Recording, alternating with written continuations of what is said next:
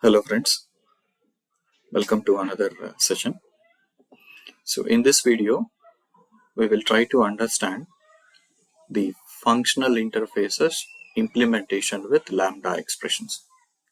So in the last two videos, we covered what is a Lambda expression and what is a functional interface, and understood that Lambda expressions are basically used to implement the functional interfaces. A functional interface is a one which has only one abstract method. So in this video, we will try to cover how these functional interfaces are implemented by using Lambda expression. To recall, as I said, functional interface is an interface with only one abstract method. Let us consider this functional interface. Public interface circle and say public int area int radius. This is an interface.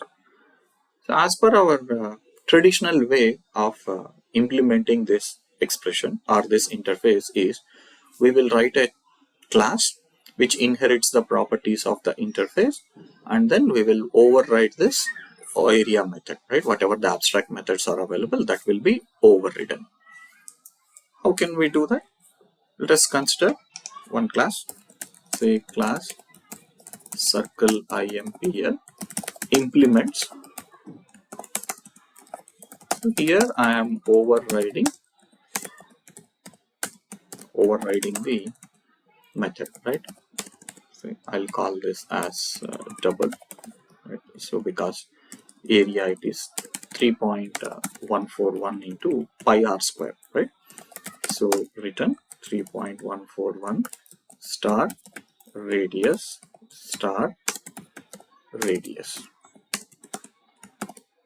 This is how we will try to implement the interface. So to call this method, we have to create an object for this class called circle implement. Circle impl c equal to new circle impl. We will call the method, right? Let us say system.out.println the area of circle with radius 5 is. So here I am calling that method. Say c dot area by passing the value of 5. So this statement system.out.println will try to print this particular area. Let us see this in action in our Eclipse. So I'll create one more class.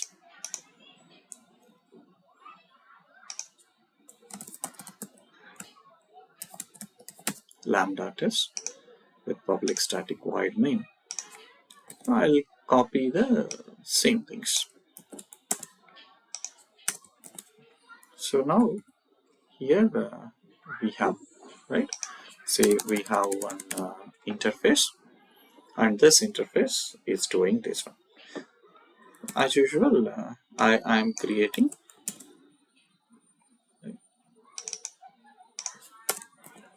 so the class is created. If you run this one, then you got the output as say 78.525. Now if you observe this class, see the role of this class is basically to override the methods provided in the interface. So this is what actually we are doing here. So in this method, in this interface, there is one method called area, so which is overridden here, and we are writing a class, and we have created a class for this one, and object is created, and on that object we are calling this method so that this area method can be implemented. Now the same thing we will try to implement this with our lambda expression. So as we know, lambda expression is basically a method or to implement the functional interfaces. So this functional interface can be implemented. See, before that, we will try to represent this method. So we understood in our previous videos that say how to convert this particular method into a lambda expression. So if you have not seen that, please go and read, go and look at the lambda expressions video, so that you will get a clear idea how to convert the given method into a lambda expression. So this is the implementation, right? So we will try to represent this with a lambda.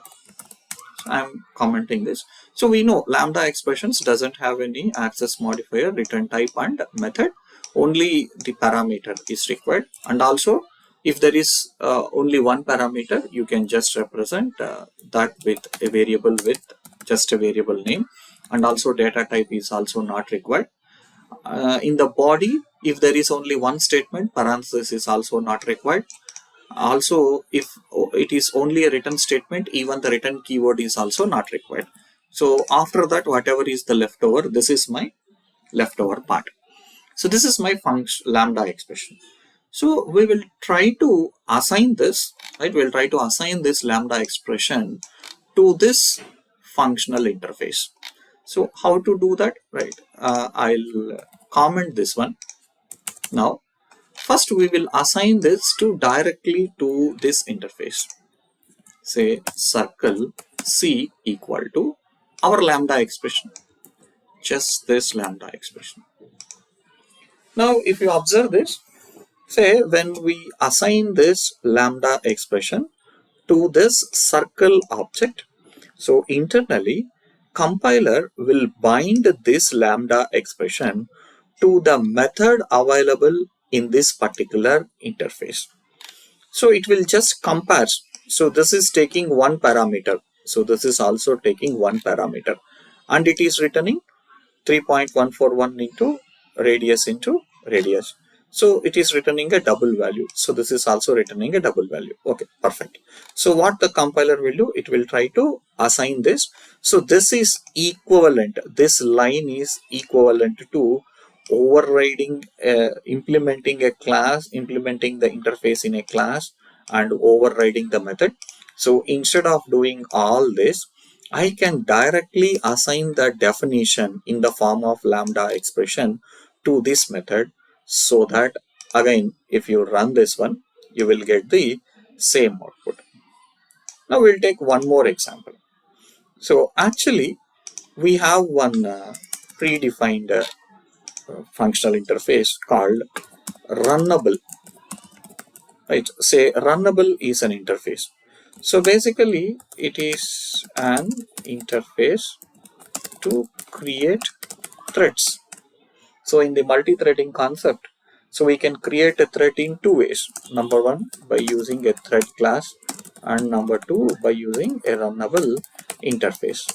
So when I want to use this runnable interface, so first we have to create one object of this implementation class of the runnable interface, and that should be passed to your thread class, and finally on that thread we will try to start. Now let us see how can I do that with this simple example. So in the traditional way, we will implement a runnable interface in this way. We'll first create one class, say my run thread, which will implement a runnable interface. And we know the runnable interface has only one method, that is a run method. We have to override that run method.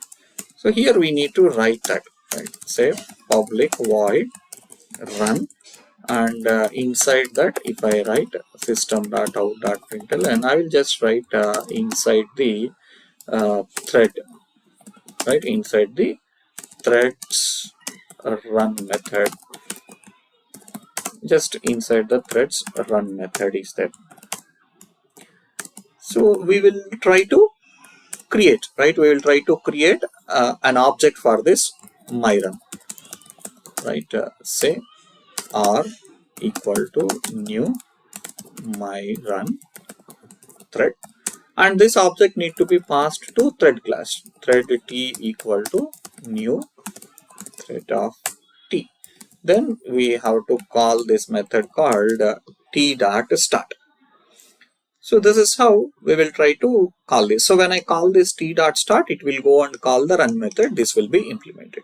So let me take this, look at this in the action here. Say we have one more class.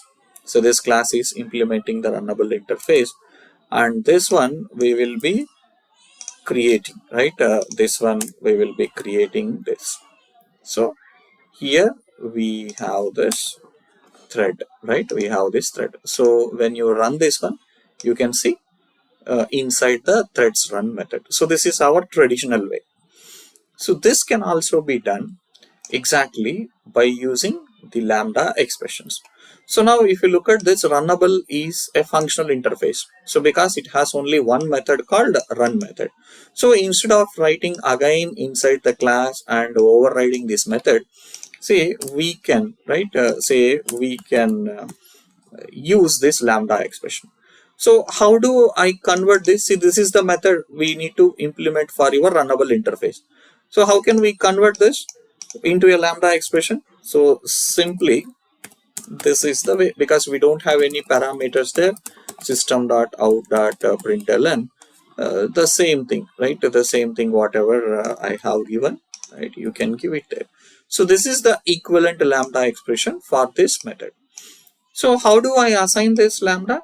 See, because in this example, since a circle is an interface and this is the implementation class, we have directly assigned this implementation equivalent Lambda to this direct circle interface. So we have called that method on that object. So similarly, we need to implement your runnable interface, right? Say your runnable interface, let us say R, I'll comment this one, say runnable R equal to, we need to see in this example how we did, we have directly assigned the Lambda expression. So here also we have to assign the Lambda expression directly here. So when we write that like this, right? So when we write like this, then this will be assigned, right? So this method will be assigned to this R object. So, and when you pass this R to this thread, it will work exactly in the same way. Now we can see the same. So in this video, we have understood how to use the Lambda expressions to implement the functional interfaces. So first we will try to create the Lambda expression or represent the equivalent Lambda expression which we want to implement it for our abstract method, and that will be assigned directly to the interface so that we can call that abstract method or the method by using this object. So in this example, your radius is calculated with the help of this Lambda expression, area is calculated, and the thread is also created by using this Lambda expression assigned to it. Like this, Lambdas are useful in our implementation. Thank you for this video. We will cover more the functional interfaces in the next video. Thank you.